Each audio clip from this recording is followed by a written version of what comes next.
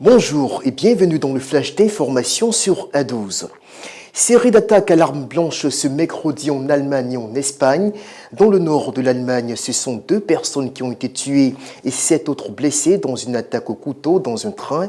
Dans la même journée, un religieux perdait la vie et un second se faisait blesser dans une autre attaque similaire dans une église au sud de l'Espagne. La ligne bouge pour l'Ukraine sur le plan militaire. Ce mercredi, le président américain Joe Biden a annoncé à la suite du chancelier allemand Olaf Scholz l'envoi de chars lourds à l'Ukraine. Ce sont au total 31 chars Abrams avec tout leur équipement nécessaire que promet le locataire de la Maison-Blanche pour aider l'Ukraine à libérer l'Est de son territoire conquis par la Russie.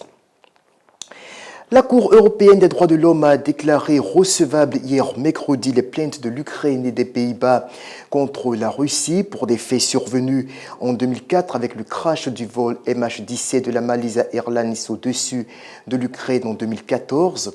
Les 2 pays accusent les forces séparatistes pro-russes d'être à l'origine de l'abattage de l'avion.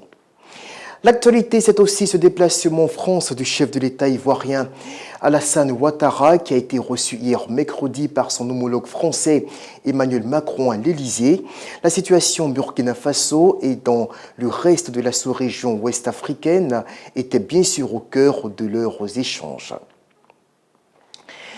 Dans quelques semaines, plus précisément à partir du 17 février, s'ouvre à Rio de Janeiro le traditionnel carnaval de Rio. Cette année, l'événement sera l'occasion pour l'une des plus célèbres écoles de danse de samba de faire de la sensibilisation autour des valeurs de liberté et de tolérance.